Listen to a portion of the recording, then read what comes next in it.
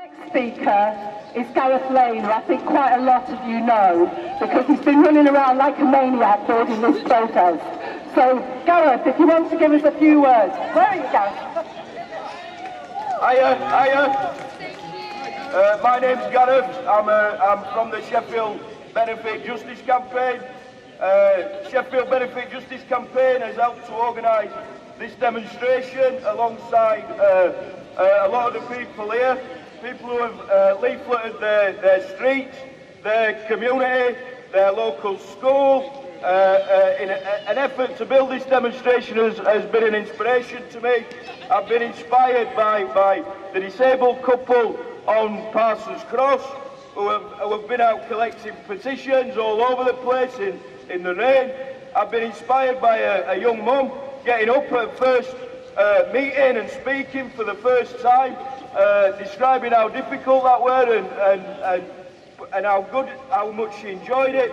And I've been inspired to see the great creative banners that have been made by collective effort by people who 2 weeks ago didn't even know each other, but today are bound together by a common cause. We all know the horrendous story of Stephanie Bottrell, the woman who killed herself out of fear of paying the bedroom tax, a woman with everything to live for, a one-year-old grandchild she doted on, and a family that loved her dearly, a woman that could have been any of our nans, any of our mums, any of our sisters or aunties, friends or neighbours. Stephanie Bottrell is all of us. The blame for her death lies squarely at the feet of this corrupt Tory government. All of us here today need to pledge that this will not happen in this city. Stephanie Bottrell may have survived if someone from the local anti-bedroom tax campaign had knocked on her door and said, "We can fight this, we don't have to give up." A huge percentage of affected people are disabled. Many are isolated in their own homes, frightened by the vicious attacks coming from the Tory government. We all have a responsibility to find them and let them know there is a fight back. So, we need local campaigns in every corner of the city, alongside campaigns that have already started in Firth Park, Parsons Cross, Gleadless Valley and Shadow. We need local campaigns from Darnell to Stocksbridge, from the Manor to Shire Green, everywhere in the city. If you want help building a local campaign, see Paul Page at the Axley Tax Store. All over the country, on estates everywhere, people are getting organised. And that's what we need to do. Organise to defeat this tax. I think we can win.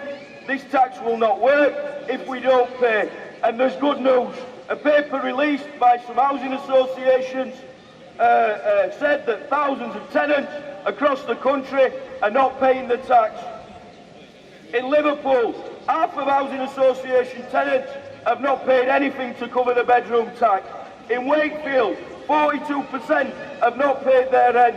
And in Glasgow, which has seen 40 plus community meetings and held a demo of between 8 and 10,000, 2 out of 3 tenants have not paid. No figures are available for Sheffield, but I can't see why it's any different to Wakefield or any other northern town. All this non-payment means that many councils will try to evict people. We need to demand of our council to stand with the people of this city.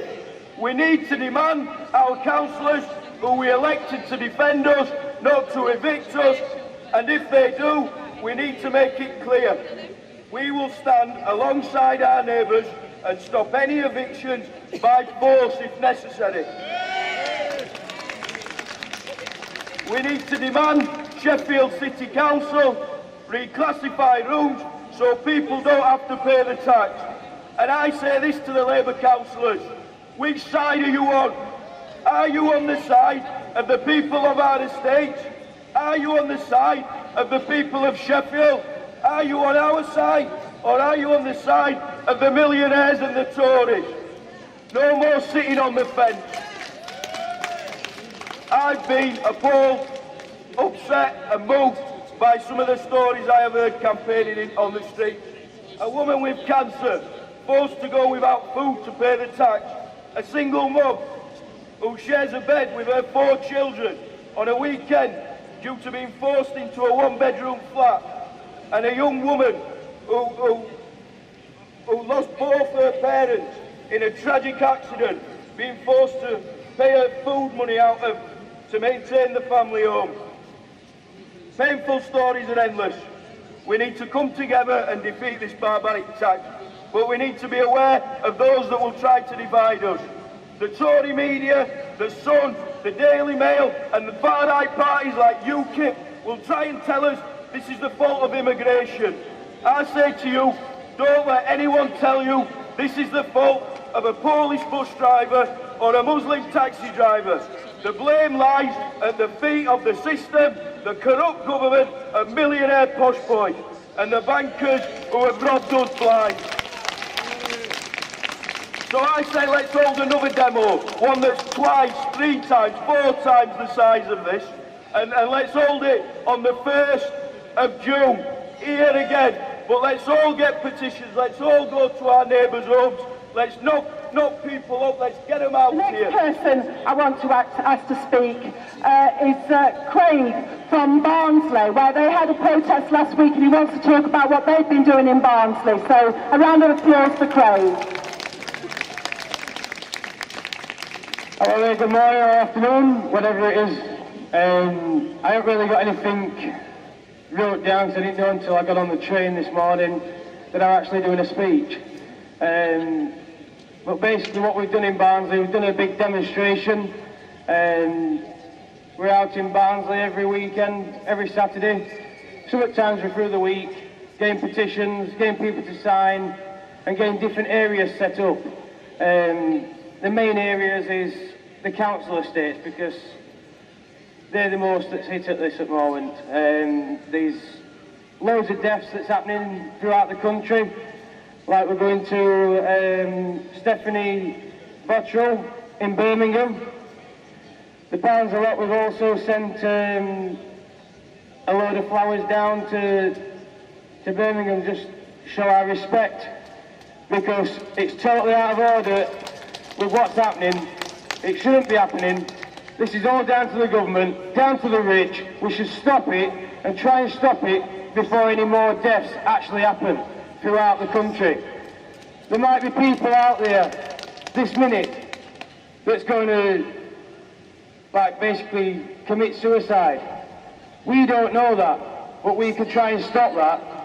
Now I've got a little note that I've just been passed over from one of the lasses from Barnes who wouldn't get up and speak, so I'm just going to make this speech for Susan. I think it's for Susan, is it? I think it's wrong because Susan Moore has got 21 grandchildren and we're having to sleep in the same bedroom. And the oldest grandson is a boy called Curtis Moore, and they can't sleep in one bedroom, it's wrong. So he had a transplant and they stopped her DLA, and I think it's wrong. I just want to say, axe the bedroom tax. Now there's people out there that are affected like this. There's disabled people, there's old age pensioners. It's totally wrong. The government doesn't care, the council don't care. The council does not care until people die from this, and it's wrong. We should stop it from now on. End of the question. The council are wrong. The government think you can afford it. People can't afford it.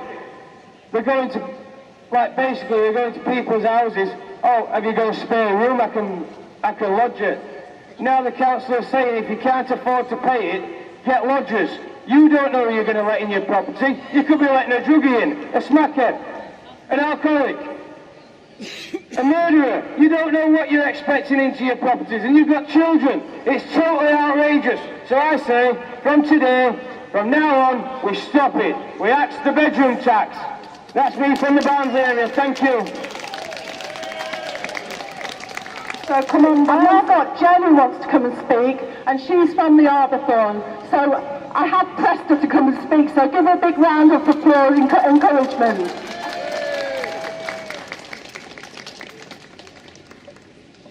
Hi, can you hear me all right? Firstly, I'd like to extend my personal sympathies, and I'm sure the sympathies of everyone else here, to the friends and family of Stephanie Bottrell, who's died so unnecessarily.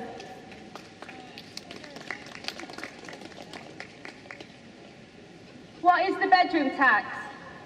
The bedroom tax is a housing benefit reduction, hitting families that are already living in hardship and poverty, to pay for the mistakes of the government of this country and their misballs. Out of interest today, I actually checked the Sheffield Council's Property Shop website. Let's see how many one-bedroom properties there are available in this city this week. Anyone know the answer? 31. Anyone know how many people need to move into those properties to avoid the bedroom tax? Over 6,000.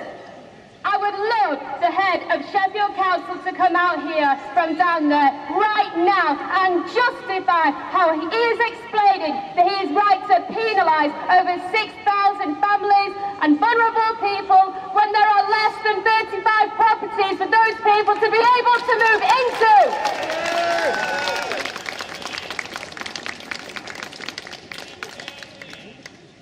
Who does the bedroom tax affect? It doesn't affect me. I'm one of the people who needs to move into a bigger property, and even I can see that it is wrong to take from people who already have less than nothing when they finish their outgoing payments at the end of a week. I don't want those people to be penalised in my name or in any other council tenant that's waiting for a larger property's name.